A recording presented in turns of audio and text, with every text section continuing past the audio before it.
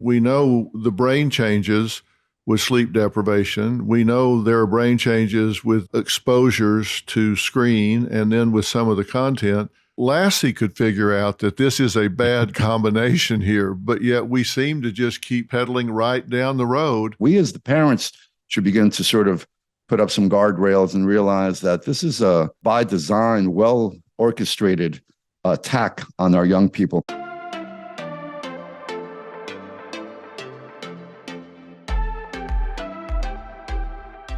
Hey, everybody. Welcome to Fill in the Blanks.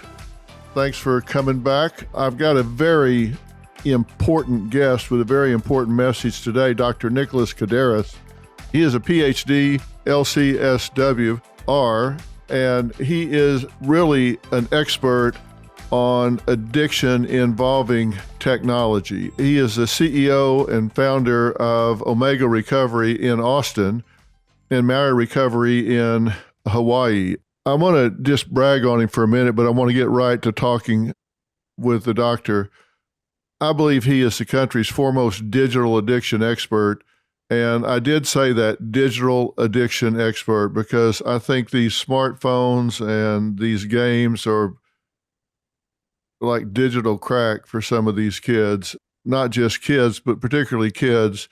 He is the expert on this digital addiction and its impact on mental health. He speaks all around the country and the world on this. He's a former clinical professor at Stony Brook Medicine in New York, and he specialized in teaching about the neurophysiology and treatment of addiction. He's taught neuropsychology at the doctoral level, and these things do actually change the brain when you spend enough time on them. He's author of Glow Kids, came out in 2016. It's the seminal book on the clinical, neurological, and sociological aspects of technology addiction. And when I say that, I'm talking about all of the devices. It could be smartphones, video games, and where you go when you're on them, social media, the different platforms. Glow Kids has been translated into 12 languages. He also wrote Digital Madness, which examined what an unhealthy infatuation with technology leads to and how social media is driving our mental health crisis. You've probably seen him on television. He's been on 2020, GMA, CBS Evening News, Fox and Friends, NPR. He's written for a number of publications. So needless to say, he's got more degrees than a thermometer and a ton of experience in this. I'll just get to him. Doctor, thank you for joining us today. Thank you for having me on the show. That's you raised the bar kind of high for me now, so I'm going to try not to disappoint. Got lots of pressure with that kind of introduction, right? Right. Can't choke Robert, now. thank you. Well, you should be really proud. I call it digital crack. You say it's like digital heroin. What's going on with this, and when did it really kick in your opinion, and start changing the way kids are evolving and developing? Well, I think we've been in the digital age now for the last 10 to 15 to 20 years. And I think one of the problems that happened, Dr. Phil, was that you and I, our generation, we were asleep at the switch when this new generation of technology came along. We just started with smaller TV sets. And so we conflated modern screen time with TV, and most of us grew up on TV. So we let the fox into the chicken coop without really fully appreciating some of these impacts that were different with interactive. And that's the key part. This interactive and immersive media is not our daddy's television from yesteryear, where we would sit 10 feet across the room in the living room and we would be visual. We weren't participants in the experience. We were observing a TV show. We were watching a TV show. Now we're immersed in it. So that has a different, not only psychodynamic effect, but neurophysiological effect. So the short sentence that I like to say is that this new technology is brain altering and mind shaping.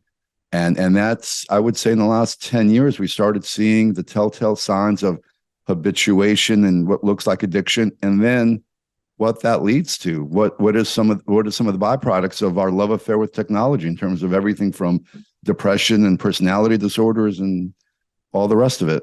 That is a good short sentence. Say that again, because I want people to hear it and remember that particular sentence. Yeah, so brain altering and mind shaping. So brain altering in the sense that these devices do change the neurophysiology of our brains. And the MRI research has been pretty clear on this in very similar ways to substance addiction. So our brain goes through neurophysiological changes as a result of excessive screen time, and mind shaping, meaning that they influence us. So especially our younger folks who are getting involved in certain digital media, social media platforms, everything from social contagion type of things where we're seeing young people. It's not just Kylie Jenner influencing people's values or what matters. It's you have some extremely popular psychiatric influencers who are creating a mimicking effect with everything from borderline personality disorder to dissociative disorder to gender dysphoria. You have a whole host of people mimicking these influencers in the way that you and I, when you and I grew up admiring, I liked Michael Jordan growing up, Joe Namath, they were influencers, but they weren't in our pocket 24/7. And so the influencers of yesteryear are not quite the influencers of today and their impact and how they shape people. Yeah, that's for sure. I really want all of our people that are listening or watching right now to stop and think about what you're saying here. All of you that are with us right now, whether you've got kids or grandkids, you really need to stop and think about how complicit you may be in contributing to this, because the average age that kids are getting smartphones right now is around 12 years old, a little younger, according to the research. And they're spending hours a day on these things. We'll talk about what they're doing on them in a minute, but I've got grandkids that one is almost 13, the other is almost 11, and the 13-year-old has a very controlled cell phone, and her parents are paying attention to parental controls and screen time and all that, but still her friends have them, and who knows, how much they're getting on them and what they're doing. It's hard to control, but I want everybody listening to stop and think about this, because this is not just something to chat about with your friends while you're walking on the track or at a cocktail party. This is a big deal. This is changing this generation, and it's changing America's future, and we need to do something about this. China has actually taken some very bold steps in what they're doing in terms of just passing a law. I don't know how they're enforcing it, but they've actually passed a law, as I understand. Is that correct? Yeah, and China so China and Korea had been way ahead of the curve in addressing that this was an issue. China had said this was their number one health crisis 10, 12 years ago. And there are over 400 treatment centers in South Korea just addressing technology addiction. So they understand the problem. Now, I don't agree with how they're treating it. They have these sort of militaristic boot camps, and there have been some not wonderful things done there, but they're very plugged into the, no pun intended, they're very plugged into the idea that we're too plugged in. Right. I think just to echo the one point that you made, Dr. Phil, we're changing seismically the way our society operates, and we're changing fundamentally the brain at a pretty fundamental level. And I think if you look at the psychiatric metrics, right, the younger you are, the more likely are you to be more psychiatrically unwell. So if we looked at the generational cohort, starting with baby boomers and go on down to Gen Xers and millennials and Gen Z, each decreasingly younger cohort has higher and higher rates of psychiatric distress, higher anxiety levels, depression, suicide, overdose. So before the pandemic in 2019, our young people had the worst psychiatric metrics in recorded history. They had the highest overdose rates, depression rates, ADHD rates. Every way that you can slice and dice and measure psychiatric distress was at an all-time high in 2019, pre-pandemic. And then COVID happened, and what we did was we dropped a nuclear bomb on already toxic dynamics. We were more screen dependent, more isolated, more quarantined. So all those numbers spiked throughout that. So we're going through a mental health crisis. And if you have to look at it from 30,000 feet, we have to ask ourselves as a society, well, what's changed in the last 10 to 15 years that might be making our young people more suicidal, more self-loathing, more empty, more acting out violently, school shootings, and all of those are related issues. And the common denominator is our immersion into this new digital landscape that's changing us. Yeah. And I've had this conversation with people that I know, not necessarily on the air, but people that I know, and they say, look, I understand the pandemic spiked everything, but how can somebody having a smartphone create such a mental health crisis? It just doesn't seem that those two things would be so connected. And by the way, the pandemic, I personally think it was hugely mismanaged. I think the quarantine was hugely mismanaged, and it did create an exacerbation.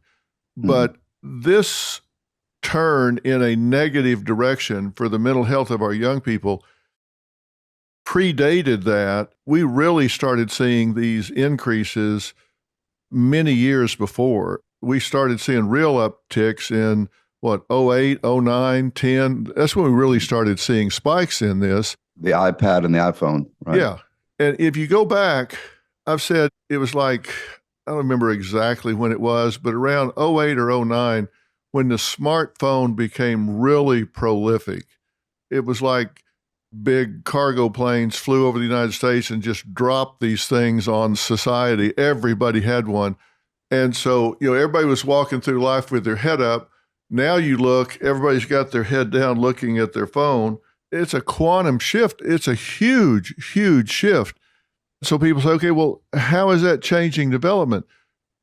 I remember when I was 15, 364 days, 23 hours, and 59 minutes, I was down at the DMV to get a driver's license, because the second I turned 16, I wanted a driver's license so I could become really mobile. Now, it's like they hardly care. They're watching people live their lives instead of living their own lives. They start dating later. They start driving later. They're less accomplished in interpersonal interactions. Right. They're not involved in the world because they're watching it go by on a little screen. And to me, that makes us so much less competitive with prior generations, and certainly in the world competitive market. I just don't see how this is not going to have terrible consequences, not only for the individual, but for our society. It's slowing everything down. I think it's dampened. It's created a stunting, dampening effect on adolescents. What you said was exactly right about the driving. So lower permit and licensing ages, lower participation in team sports, later dating, less sexual. Our teenagers aren't having sex the way that they used to, because the gravitational pull of the digital crack makes everything else boring or too much effort requiring. So a lot of the young people that I work in my clinics, they are uninteresting and uninterested. They're flat. There's an emptiness there. Everything, they've been so overstimulated by visual, digital stimuli, whether it's hardcore pornography or whether it's immersive gaming or whether it's the information overload of social media, that the real world is just, it's too boring for them.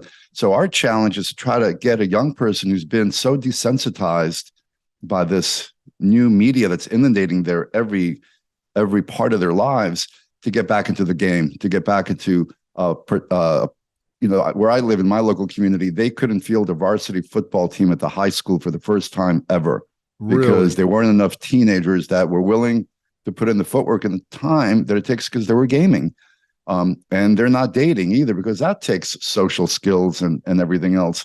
So I think we're underappreciating quite how it's impacting all of our young people in this really profound way.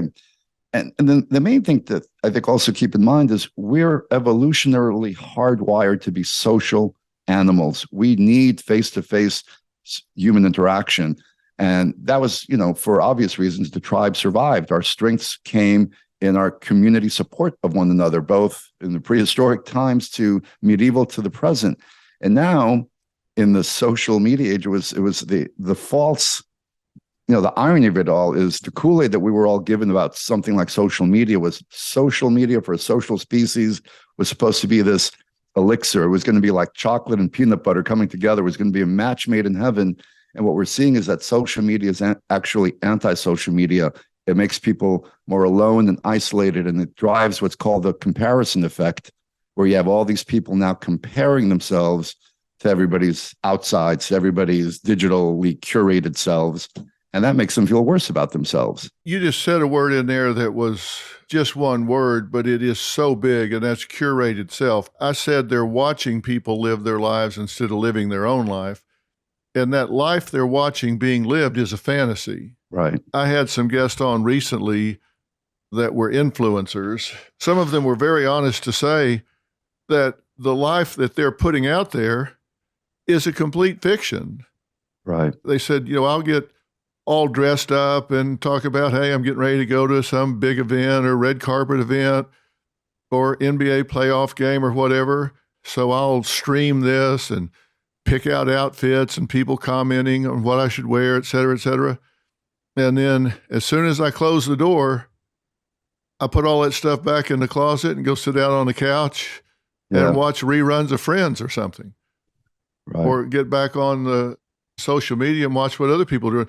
And people say, gosh, my life's so boring compared to that. And then they feel worse about themselves. Right, right. And the more friends you have, or the more connected you are on social media, the more of those reflections you have looking back at you, amplifying your own sense of negative self-worth.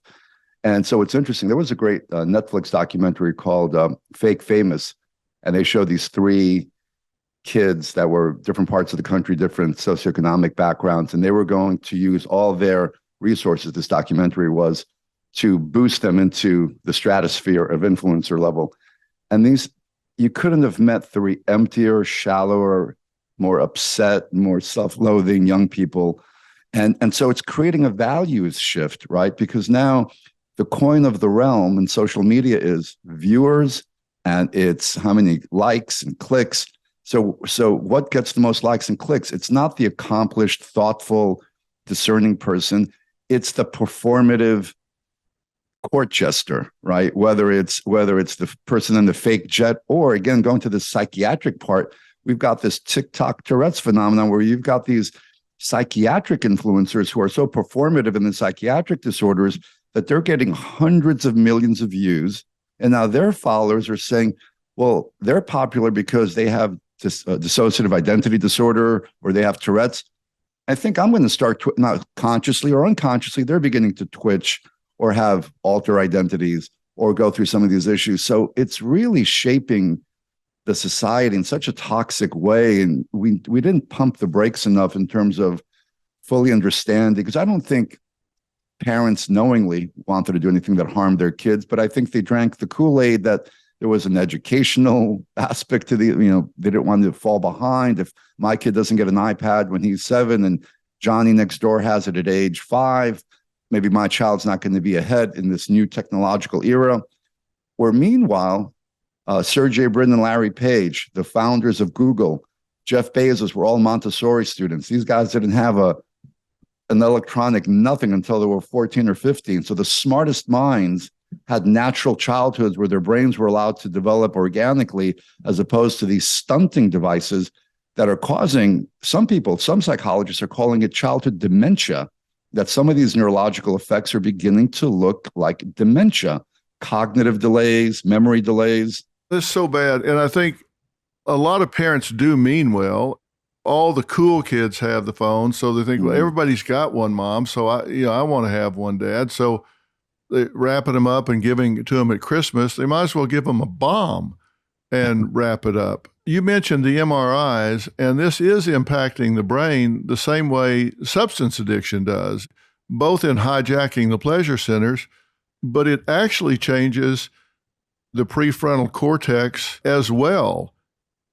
We're actually seeing some shrinkage in the brain for people that spend excessive time on these devices. Right. Talk about that a little bit.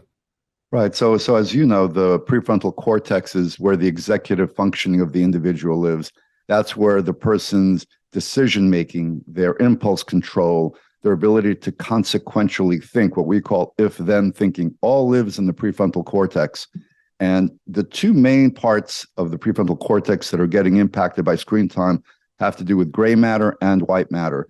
So the gray matter how robust the gray matter is in the prefrontal cortex, we're seeing what's called DGM, dense gray matter shrinkage, in the same way that you see with substance addiction, where that part of your brain that really needs to be healthy and robust for you to make good decisions in your life and to not be impulsive, because impulsive is one of the main things that we're dropping on this generation. We're making them all hyper impulsive because of this brain impact. So the frontal cortex is shrinking from the gray matter. And then the white matter, which is the myelination of the brain, which is the myelin sheath, as you know, is the insulation cable of the axons and the neurons of the brain. And how robust that myelin sheath is relates to how well and how optimal the brain functions. And so things that can compromise the myelin sheath of the white matter slow down the brain's functioning. And these are like things like Alzheimer's and dementia are white matter abnormalities. So what they're showing in MRIs is microstructural abnormalities in the brain's white matter in the prefrontal cortex. So actually damaging that part of the brain that we need the most at key developmental ages. Now you and I might be able to absorb a little bit of microstructural abnormalities because we've passed those developmental windows. But when a child who's supposed to be developing their attentional abilities, their language skills, their cognition, when they're going through those key stages and we're dropping this neurological bomb into their lap, and then we're wondering why Johnny isn't curious or interested, or why their ADHD rates have doubled, why addictive disorders have spiked, because once you get someone primed for impulsivity, they're more vulnerable to all sorts of addictions, substance and otherwise at that point. So we're going to have a stunning of growth for the brain. And these are in some formative times because, as we know, the brain keeps developing at least until 25. Right. And probably longer, certainly in males. I want parents to understand about dopamine and why these kids are so fixated on getting likes and feedback, and why they're so fascinated by reading comments that people they don't know, will never meet, are sitting in their grandmother's basement in Boise, Idaho, typing away, and may well be keyboard bullies that just get off on sending hate messages. But talk about, if you will, the dopamine impact and how it parallels what happens when people take cocaine or crystal meth, for example. Right. So these platforms are not addictive by accident. These are very bright people who have made these various platforms, whether it's social media or gaming platforms, habit forming by design, because they're dopaminergic. They spike our dopamine in ways that are they activate the dopamine reward response. But what's interesting is in the way that they've manipulated this. So every time we get, something feels good, we get a little dopamine spike and something gets released in our brain. We get that when we, evolutionarily, dopamine, the dopaminergic response was supposed to be to incentivize two basic life-sustaining functions, eating and procreating. And when we eat and when we procreate, we get a dopamine spike. These devices hijack that dopamine response. And it was the one most fascinating study was back in 1998, Dr. Cope did a study where he looked at, it was published in Nature magazine, and they looked at what activities or substances raise dopamine, how much. And so eating raised dopamine 50%, sexual activity raised dopamine 100%, and cocaine raised it 300%. Well, back in 1998, video games, he threw video games in there, they were raising dopamine 100%, which is the same as a sexual activity.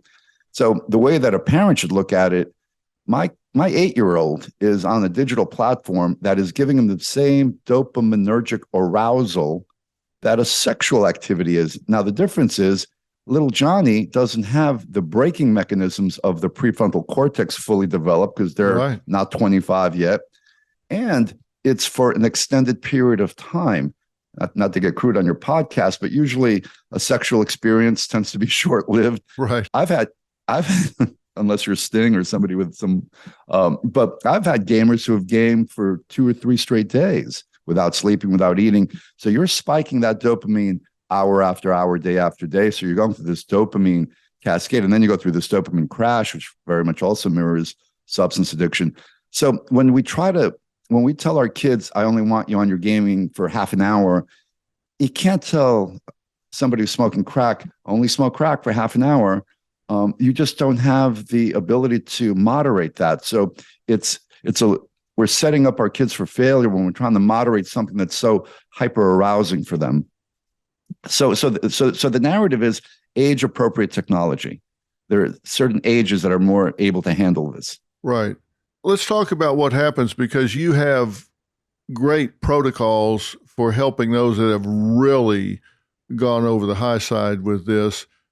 What do you see in the first few days when you're detoxing someone from this digital heroin, digital crack?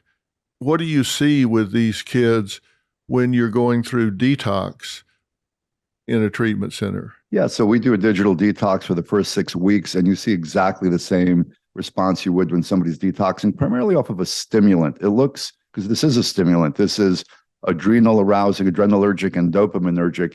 So in the same way that usually in the first 48 to 72 hours, really aggressive types of behavior, really sort of impulsivity, you see a lot of reactivity. In the same way that if any of your viewers try to stop drinking coffee and you get irritable, you get moody, but that tends to taper off after the second or third day, and people tend to kind of go back to their baseline. But parents don't want to push through that. When parents are trying to sort of go through this detox process at home, anytime Johnny or Susie gets irritable, they sort of give in to the hostage demands, and they give the devices back. They're not willing to push through the uncomfortable period. And I get it. I understand it's not easy to do that. We have a hard enough time doing it in a structured, facilitated residential treatment environment. Right. It's difficult when you're so involved and you hate to see your child hurting and uncomfortable and hear the things that they say. They actually become aggressive oftentimes during these first few days, right? I've had multiple parents who have been assaulted. The police were involved. When I've gone to some of the homes of my clients, the telltale signs, the holes in the sheetrock, the explosive anger that happens. So, and that's why it is a little bit, be careful. Maybe it's not always, depending on how severe your son is or your daughter is, how explosive they've been. Sometimes it's not the most safe thing in the world to do this without professional assistance. People can get aggressive. Yeah, I tell them it may be just over their pay grade, and you and I are dealing with some examples and stories very soon where the child can panic. There have been suicide situations. There have been situations where kids get homicidal because they're so immature. Yep. If a gun is handy or they do something, again, it's like the perfect storm, right? You have problems with the impulse control centers, which aren't developed and then are further eroded. You've got the withdrawal effects, and it's just a perfect storm where this can go really bad. It's like taking away a drug from a drug addict while they're not thinking straight and they're irrational. You're exactly right. So that in my book, I was able to document there were at least a dozen cases here in the U.S. of matricide or patricide, where a young male gamer killed their parent in this perfect storm that you described situation. And more often than not, because I looked at each of the case studies pretty deeply, these weren't, how can I put this? These weren't kids that were born bad. These weren't kids that were hardwired. But in most of these cases, these kids were actually good kids who sort of fell down the rabbit hole and lost themselves. It's interesting. Sometimes it builds up across a matter of weeks or months, and some are really highly susceptible. Clearly, they were predisposed, and they can go down that rabbit hole in a matter of a few days. Yeah, I've seen that. I know, we'll be talking to, I think, a guest of yours that was that kind of an example. And we know that there are some kids that are more predisposed to be vulnerable. It is a little bit of Russian roulette. I've seen the 3-letter athlete, honor student fall down the rabbit hole. And then we've also seen the kids who had the more historically challenging mental health issues. Because if you're, some of these issues are what we would call bidirectional forces. If you're depressed and you feel self-loathing, and you're a gamer, these gaming platforms you're achieving a sense of success. You're actually leveling up. It might be the only part of your life that if you're a young man, you're feeling a sense of accomplishment in. I analogize it with like a violin virtuoso. You've got somebody that's admittedly devoting 10, 12 hours a day to their passion, in this case, gaming or the violin. And then you're asking them all of a sudden to stop it because you don't have any balance in your life. All the telltale signs of addiction. It's adversely affecting your daily functioning. You have no social relationships. Your academics are failing. You have no social relationships. Well, at a certain point, does it come time to put down the violin? Even if you're the best violin player in the world, you don't have a life anymore.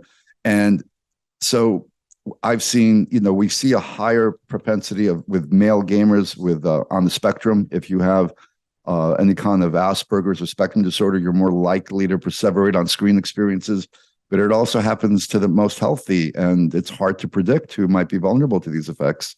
Well, I've had relationships with families in the past that have had Olympians and pro athletes where the child was so focused on that one sport, whether it was a gymnast or a tennis player or whatever, that everything else in their life was pushed to the side. And they really did suffer burnout at a real early age. They got to the point where they said, look, I don't want to spend 9 hours a day sacrificing and eating a certain way and training and living like a monk. I'd like to go to the mall. I'd like to eat popcorn. I'd like to hang out. But the rest of their life just suffered because they were so devoted to that one thing. And I can see it happening with these kids. At some point, they're going to wake up and say, hey, I've missed out on life. Now, let me ask you something about gaming, because I've seen the research that, much to the surprise of parents, said that the violent video games did not predict that those playing them would then go do that in real life. The research that I had seen is 10 or 12 years old. Since then, these games have become more realistic, more interactive. The characters in the games can be now role play characters with the person playing them, and they're so much more realistic.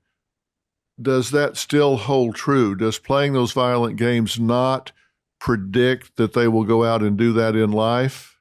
Yeah, well, no. Well, so increased aggression is the byproduct. Now, whether increased aggression leads to a school shooting, that's the $64,000 question. Craig Anderson at the University of Iowa, he's been sort of the grand wizard of aggression and violent media research for 25 years.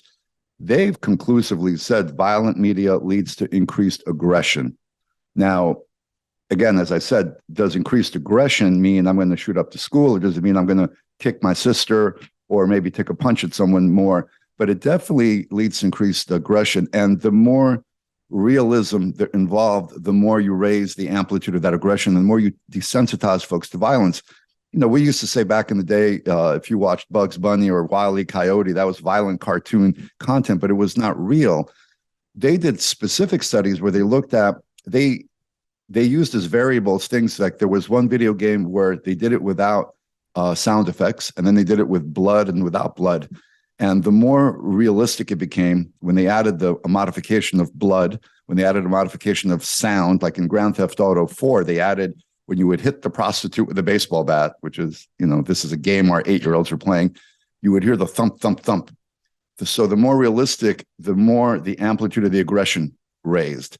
So, some of these games right now, they're, especially with the virtual reality added dimension. So a lot of our kids are reality blurred. I've worked with, my first entree into this whole arena was a 16-year-old who was referred to me who was having an episode of digital or video game psychosis. And he was playing World of Warcraft 12 hours a day.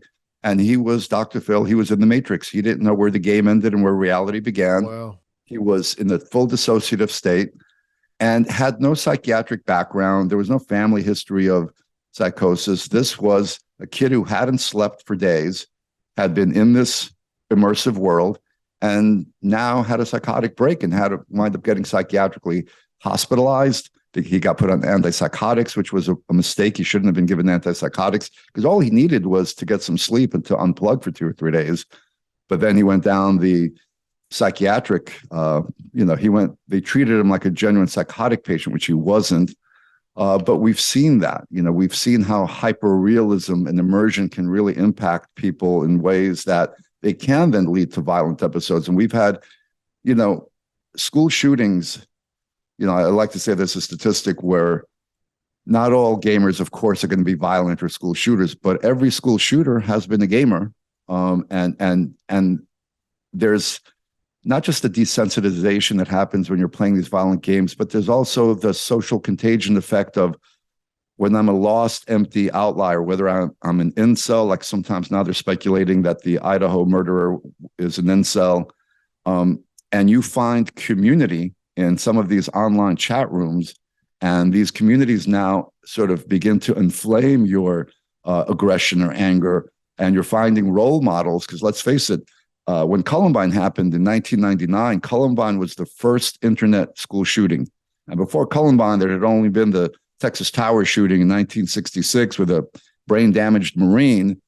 You had Columbine in the era of the internet, and then copycat after copycat after copycat. And the FBI had even said, these kids are emulating, because let's face it, social learning theory, we know that we live our lives by emulating role models.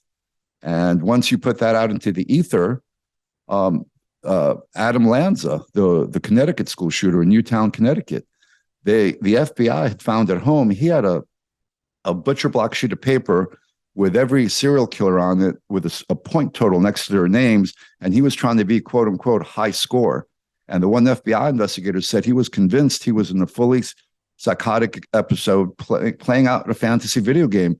Adam Lanza had been playing a game called School Shooter, where the player in the video game goes classroom to classroom shooting students. So you tell me whether that impacted that young man's horrible mass murder. I've said for decades, if I wanted to make someone psychotic and I could only control one variable, it would be sleep disturbance. If I keep somebody awake long enough, I think I can make anybody break.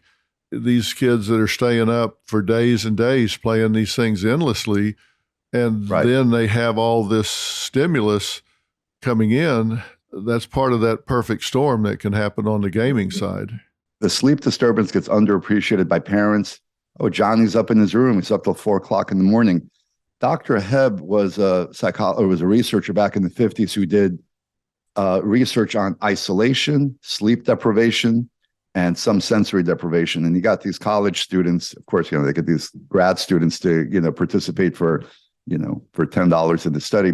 But he wanted to see, and this was research that he was really doing for enhanced interrogation, and what would happen if after 2 weeks of taking some of these young people and having them be sleep deprived, they wore blindfolds and mittens on their hands. They didn't have any sense of time or awareness of what was happening that way. What would happen after 2 weeks of them not sleeping? And none of them made it past 72 hours. And if you read the transcripts of that study, they were all hallucinating by 48 to 72 hours. One of the graduate students wrote about seeing 6-foot bunny rabbits jumping around. All of them went psychotic just from the sleep deprivation part of it. So you're right. Sleep deprivation and hyper-immersive synthetic realities, digital realities, are a recipe for disaster. When you break it down like this, like we're talking about, we know the brain changes with sleep deprivation. We know there are brain changes with these exposures to screen and then with some of the content. Lassie could figure out that this is a bad combination here, but yet we seem to just keep pedaling right down the road into this, which is why I wanted to do this and have this conversation so parents understood not only does the research say that these dangers are obtaining, but it's not just correlational. If you look at the factors here, the changes in the brain, the social impact with the depression and suicide in response to the hate messages and the, why don't you just kill yourself? You're ugly, you're this, you're that. I suppose we still have to say it's correlational because we can't draw a bright red line from those messages to some 12-year-old girl attempting to take her life or actually taking her life, but it's awfully hard to ignore the juxtaposition of those experiences. And parents just have to pay attention to that. They just can't pretend that's not there. And I think the other thing that I think is important to keep in mind, I said earlier that this has not been by accident. You have big tech and some very sophisticated people that work designing these platforms. And I think it was a blessing when we had Frances Haugen, the Facebook whistleblower. She came out last year and she showed us the internal emails of Meta and Instagram. And their own internal research showed that these platforms were harmful to young people. Suicidality in teenage girls went up 12% in England, 6% in the US. Eating disorders were exacerbated by 17%. Their own internal research said our stuff is toxic. And the internal email dialogues were, should we change the algorithms to make them less harmful? And there was no, because the less toxic the algorithm, the less engagement. And so it was it's a similar thing to the Purdue Pharmaceuticals and OxyContin, where they knew that their product was habit forming and harmful, and yet they sold it anyway. To Big Tobacco, where Big Tobacco knew it was a carcinogen, but they marketed Joe Camel to kids anyway. So that's where I think a curse on their houses, because it's one thing if a company doesn't realize, oops, maybe our product, we didn't realize there was some harms happening, but by their own admission, these were designed to be habit forming. By their own research, they're harmful. So now you have, like it was just in the news 3 days ago, the Seattle School District is suing Meta and Snapchat for harming the mental health consciously of young people. So we as the parents should begin to sort of put up some guardrails and realize that this is a by design, well-orchestrated attack on our young people. And our young people, you were saying before when you've worked with some Olympic athletes who got burnout after a certain point. Well, our young people are experiencing burnout, but they're in a digital cage that big tech has trapped them in, but it's a sugar-coated cage that they like the taste of. And so they're not saying, I want to check out yet, because even though they're self-destructing and their lives are collapsing and becoming smaller and smaller, they like the taste of the cage that they're in because it's tickling that dopamine there. So they're not opting out yet. I really wonder if B.F. Skinner and some of his colleagues could have ever foreseen how their research on locking people in and resistance to extinction, all of that was going to play out in gambling and gaming and addiction to all of this. I bet you they're turning over in their graves watching how all this is being used to program these toxic elements into these devices. Right. Baked right in. It's baked right in. And the problem is that we as the adults, we're too busy playing Candy Crush we're also trapped in the cage too. So we're not noticing that. I mean, I've got 15-year-old twin sons, identical twin. I've got a natural twin study at home, by the way. I've got identical boys. Yeah, you do. And, and it's interesting. One is more, I delayed, the message I try to give parents is delay, delay, delay. As much as you can delay giving your children these devices, the better shot they have at having a more developed brain and social development to be able to handle them. And the more able they are to develop countervailing activities in their lives, like you're more likely to, if you have some interest, if you're playing sports or a musical instrument and you've got a social network, you're less likely to fall prey to some of these things. So, the older a kid gets, the more likely they are to have what I call a healthy psychological immune system. But if you have a compromised psychological immune system and then this digital virus comes your way, you're gonna get snake bit. You're so right. And I hope parents hear that. Old sayings become old sayings because they're profound. Like, you're not going to get a hit if you aren't swinging. If your child is involved in sports or choir or arts and crafts, whatever it is, and they're getting rewarded from that, they're going to be less subject to becoming dependent on something like this. I watch my grandkids, for example, and they're all involved in year-round sports, and they're into scuba diving and all these different things. And it's like, I know that they see all of these things, and I see them with these groups of friends and stuff. And I think that's really, you said it's an immune system against this because they have so many things that they get paid off from. Right. I kind of analogize it the other day to people talk about, the old cat woman down on the corner that just lives with 50 cats but doesn't deal with any people. It's just easier. The cats don't require her to take a shower, get dressed, get in her car, go out, meet people for dinner, have a conversation, answer questions, go back and forth. It's just easier to stay home with the cats.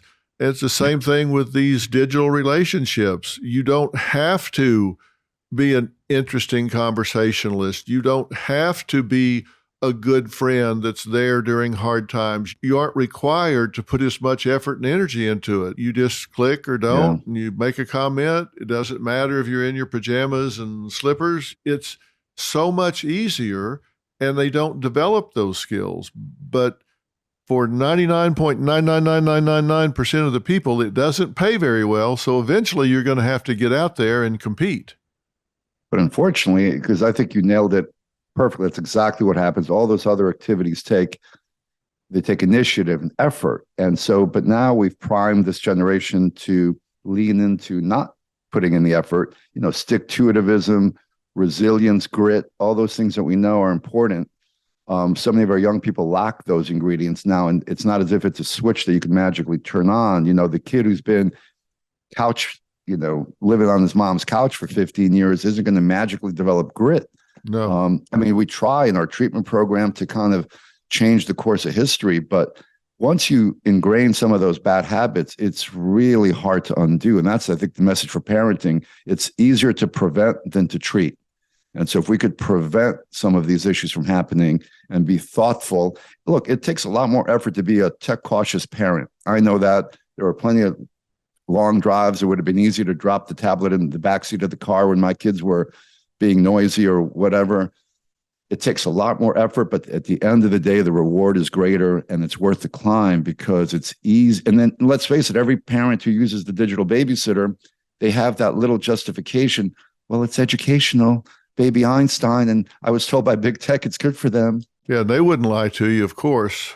Oh, and by the way, here's the new model every 6 months for you to buy. Right. Why would Apple lie to us? Right. But I try to tell parents that the way children form their self-image, their level of self-esteem, their level of self-worth is by observing themselves overcome the challenges and obstacles of life. If they see themselves make the choir or make the team or get out there and form friends and go to a slumber party and get by and go to college and get along with a professor they don't like, et cetera, they observe themselves do that, and they attribute to themselves the ability to overcome challenges and adversity. Right. And if you don't require that of them, you cheat them out of the ability to observe that in themselves and attribute the traits, characteristics, and qualities to themselves that, hey, I can do this. I can do that. Right. Like you say, it's hard to unring those bells when you've passed those developmental opportunities without seizing on them. And I really worry that we're raising a generation here that's not learning about themselves the way they need to and the way they could.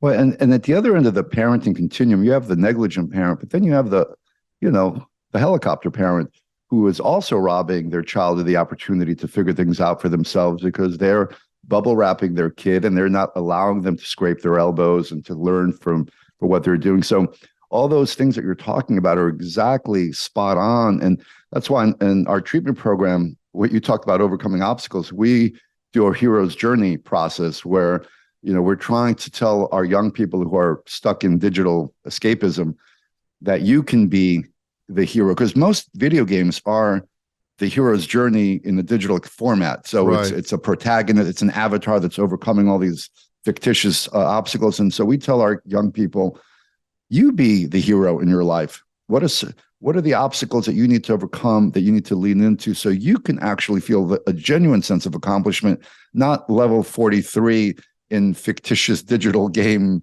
X, So you're exactly right, is how can we help our young people lean into experiences, lean into establishing resilience and grit and failure and picking themselves up and all those things that some parents are uncomfortable with. So, we have to learn a bit too as the parents and how to better do this as well. Well, and a lot of these parents are sitting right next to the kid or in the next room, and they're on TikTok or Instagram and doing the very same thing that the kid's doing. So they feel a little hypocritical if they take too hard of a stand. Right. And that's a problem. But let me ask in closing, Doctor, what is your advice to a parent or grandparent that's listening right now that has input? Their kid has the smartphone. They are on it more than they need to. We didn't go through all the hours, but they're spending more and more time on these things. They are using them. They've heard what we say and they go, wow, we're who they're talking about. What are first steps that you recommend for them to do? And as you say, if it's extreme, they probably need professional help. They probably need your treatment centers. They probably need to be in there. But for those that want to take first steps, what do you recommend? Yeah, I think young kids and teenagers, they don't like being told what to do, right? So if you're sort of that nagging parent or grandparent, you get shut out you become that Charlie Brown teacher, wah, wah, wah, in the background. Yeah. But I found that kids respond because they don't like to be manipulated, showing them something like The Social Dilemma, that documentary, which pulled back the curtain from big tech, the engineers of big tech saying, hey, this is how we're manipulating you. And I have had young people respond really positively to, what? I'm being manipulated by these people? It's like, yeah, so you're not being a rebel. You're not a rebel. You're a rebel without a cause right now because you're just being monetized and manipulated. And 14 and 16-year-olds respond to that. If you show them right. a well-produced documentary like that can be eye-opening for some of them. Because if you're just going to sort of drone on and on that get off your device, you're going to get shut out eventually. So showing them some of the research, showing them some of the ways that they're being manipulated can be really helpful, in addition to giving them other things to engage in, backdooring some recreational activities, going out for a trip, or if it's camping, or having them join Boy Scouts or any kind of experience that can backdoor in less time on screens without even doing it overtly. They don't even have to know that that's what you're doing. Can be helpful. Yeah, get them where there's no connectivity. Right. Go to camp, go to some other types of experiences where they don't want to go to a digital detox boot camp, but they might want to go to a surf camp, or they might want to go to, a horse ranch for 6 weeks over the summer. These are things. And by the way, there's no phones allowed, but that's not what you're going there for. You're going there to get a nature experience. Well, that's great advice.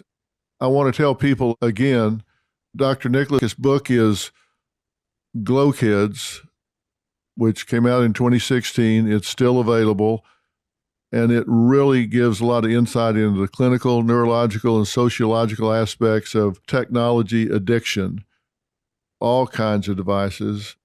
He also wrote Digital Madness, which examined what an unhealthy infatuation with technology leads to. Takes a real hard look at social media. Of course, you'll see him on my show every time I can get him cornered, and that's also going to be coming up very, very soon. Doctor, we could go on for another 2 hours on all of this, I'm sure.